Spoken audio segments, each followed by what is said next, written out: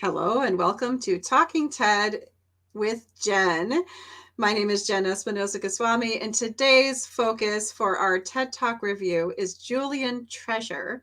So Julian delivered this TED Talk, which has been viewed over 52 million times by viewers. He delivered it in 9 minutes, 45 seconds in Scotland in 2013. And if you have watched my review of Amy Cuddy's presentation, which was published earlier this week, she delivered her talk in 20 minutes, so almost 3 times as long, with almost 3 times as many words. So today's presentation has so many good things to talk about.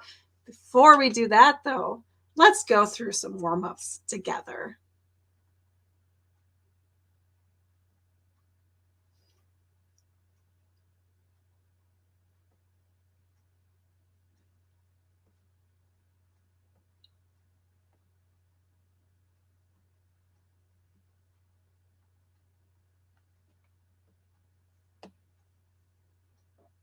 Deep breath in and sigh out. Like that. One more time. Very good. Now we're going to warm up our lips and we're going to go bop, bop, bop, bop, bop, bop, bop, bop. Very good. And now, just like when you were a kid. Now your lips should be coming alive. We're going to do the tongue next with exaggerated la, la, la, la, la, la, la, la, la. Beautiful. You're getting really good at this. And then roll an R. That's like champagne for the tongue. Finally, and if I can only do one, the pros call this the siren. It's really good. It starts with we and goes to or. The we is high, the or is low. So you go wee, oh, wee. Fantastic. Give yourselves a round.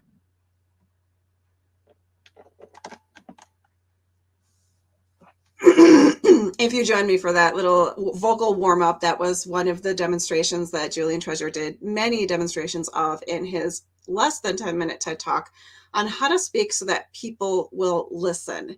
Now, first of all, let's talk about the organization of his TED Talk. And now I feel nicely warmed up. So I hope you took that exercise and did it with me. But when I am reviewing different presentations through my speaker feedback form, and you can receive a copy of this form if you have yet to receive it, just join my email list. I'll link to that below this video so you can receive a blank copy of this form and follow along with me and note down where your evaluation might differ from mine, because it's important to recognize there's more than one way to look at a presentation. So Julian's organization was fabulous. Within less than 1 minute, he got to the point of his talk, which was how to speak powerfully to make change happen in the world. Now, if we looked at the organization of his talk, which is something I do in my coaching work with clients, is look at the organization of their talk and how it leads them to an end result that they would like to receive as speakers. So he did a fabulous job with this. And his organization was a very brief intro, less than 1 minute long, where he got to the main point of his talk. And then his 3 main audience takeaways were, I have this noted down here, the 7 deadly sins that we need to avoid when it comes to speaking powerfully. His second piece was hail, which are the 4 cornerstones of how to speak better, and once you avoid those 7 deadly sins. And finally, he talked about warming up your voice, which is something we just demonstrated together through his TED Talk. So in an organization standpoint, he did a fabulous job in terms of the roadmap of what he was talking about. He didn't give us a roadmap, but he led directly into each point after the first section was finished and continued consecutively. I would say also one thing that Julian did fantastically and quite more powerfully than many other speakers I've listened to is he used a lot of emotional or emotive language. What does that mean? Well, during some of the sections of his talk and the way he organized his talk, he introduced some words that are new to us as listeners, but he created them in a very fun way. For example, he said things like viral misery. What a powerful phrase. He talked about blame throwers, which is like flamethrower, but something that we can all connect to on a level when we was talking about the 7 deadly sins. He talked about repetitive prosody. So prosody is something you would know if you're a vocal coach. And I love that he said he's not getting technical in his talk, and he certainly never did. But he talked about repetitive prosody being how you inflect at the top of your sentence. He also mentioned the word sod casting, which is a thing that none of us speakers ever want to do, which is basically project all of our verbal vomit on people, whether they're ready for it or want to hear it or not. So I love that he introduced those words. And he also introduced some more colorful phrasing and metaphors, such as champagne for the tongue. What a beautiful phrase. He also talked about how we prefer to hear folks with different pitches in their voice. That feels and sounds like hot chocolate is what he compared it to. So these are all very powerful pictures that we can make in our minds from all of the content that he delivered in this short period of time. I also noted one thing that was very unique to this talk, and certainly a departure from what we saw in Amy Cuddy's talk. He used the word we, W-E, at least 60 plus times during the course of his 10-minute talk. Now, what does that mean? It means that he is bringing the audience into his experience and making it a common experience for all of us. This is a very powerful technique. Typically, we see speakers using the word you to bring our audience into it because we're making it focus on their needs. But he took it a step further by saying we are all in this together. And he even shared stories throughout of a friend, his own mom who was very negative, a friend who said this is a certain way of describing this particular technique. He did a fantastic job of bringing the audience into the experience, and he did that throughout with his engagement. He asked the audience to stand up. He asked them to do the vocal exercise with him. The audience was not just playing with his ideas, they were utilizing and touching his ideas at the same time he was. So if you've ever been a personal trainer or been a fitness person, you know that when people move with you, that's when mountains can be moved as well. So I think he did that particularly well. I do want to demonstrate a few of his visuals that were really powerful, considering the vast amount of information that he shared in a short period of time. So I'll walk through a couple of those so you can see the demonstration there. Considering that he walked through 7 deadly sins, 4 cornerstones, and even more information, I think he was able to summarize it particularly well and bring it back through the use of visuals. We see the first demonstration of that when he has, sorry, I'm just trying to navigate to this.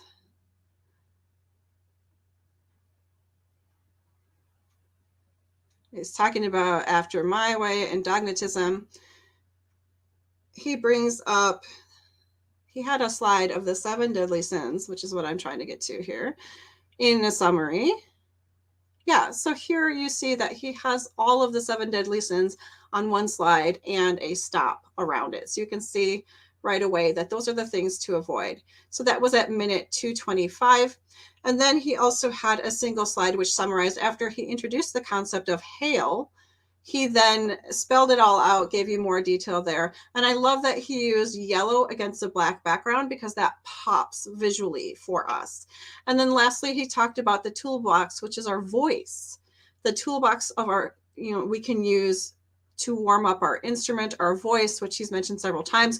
And he actually showed on his slides a toolbox. And then he incorporated the specific words when he was going into prosody, pitch, repetition, and things like that. So he did a fabulous job of utilizing his visuals. Now, I found myself struggling to think of anything that I would critique or provide as feedback that he could improve upon next time. But when I was coming to the conclusion of his presentation, I was a bit confused. And I don't know if that was just me or if that was some of his audience members as well. So when he got to the end of his presentation and he finished with aplomb, if I will, because he said, and that is an idea worth sharing, which is the whole purpose of TED. So he brought it back to the purpose of TED, which was a beautiful technique and a beautiful finish, kind of like a fine wine. what he didn't do as much was introduce this call to action that he left the audience with, to imagine a world where we're creating powerful language, it's being received well, and we're in an environment free of distraction. Now, I'm guessing that the purpose of introducing that as his finale or his call to action was he was leading up to perhaps a future TED Talk, perhaps an idea or a book he was working on.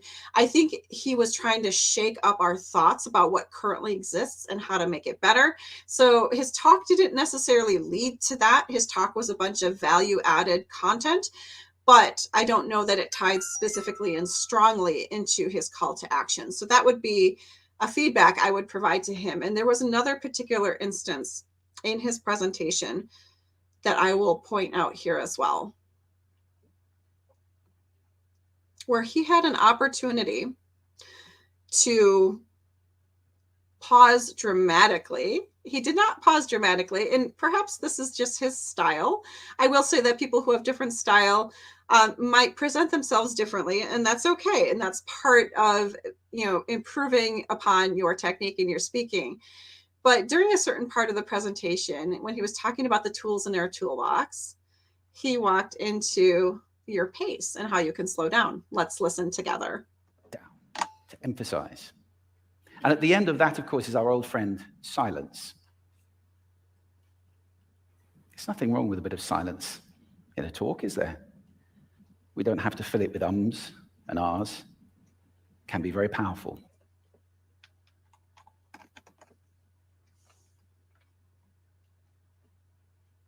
This is a nitpicky thing, but if I were going to look over that, I counted how many seconds he paused after saying silence. It was 4 seconds. Now, he certainly wasn't cutting close to time, so he did not need to cut his presentation short. He had the opportunity to hold that silence for even longer. So while he certainly did pause, and for 4 whole seconds, there was an opportunity for him to pause even more dramatically, should that, aid his presentation. Also, as I looked at the first 3 to 4 minutes of his presentation, he used what I would call minimizing language. And as a speaker, he had a very powerful presence. So it's quite confusing as an audience member to see someone who's coming out very powerfully, standing confidently, holding their ground within their truth. He had beautiful presentation skills in terms of his delivery and his hand gestures. But he used minimizing language within the first few minutes of his talk. He said things like, "This is probably," or "I would like to suggest," "actually," "I think." Now, those are minimizing language types of statements where if you're a person who's utilizing those phrases or those words consistently, your audience will hear that you're uncertain, undecided, or perhaps don't really stand your ground in terms of the stance you're taking there verbally. He stopped doing that within minute 4 or 5 of his presentation. So I don't know, again, if this is his crutch. We all have verbal crutches we fall into when we're doing presentations. This may be his crutch, and I don't know him personally. I certainly have not worked with him, so I can't stress whether that is his way or his mien, if you will. What I will say is there's no doubt in my mind that Julian Treasure is a fabulous speaker. He is a communication coach, and he has delivered multiple TED Talks. I don't know where this falls in the line of his overall TED Talks, but I will say he's been viewed many, many times. I'm a fan. He has beautiful technique, and there's very little to pick at here. So I would say this was a challenge for me as a public speaking coach. He did a fabulous job, and there were so many good things that happened in this short presentation. He's brief, he's succinct, he introduced a lot of good ideas. And I think there were some opportunities as well there for him to hold his ground, to be more confident with his prose when he first came out, and to make sure that his call to action and his conclusion tied powerfully into his introduction and what led up to that point. So this is my evaluation of Julian Treasure's How to Speak So That People Will Listen. You still have an opportunity to vote for these 6 TED Talk that I'll be reviewing. Next week, I have 2 more that I'm releasing, but you can vote for the final one. So make sure you email me, see below this video for the description of how you can contact me to vote for your 6th talk. Thank you so much, and we'll see you next week.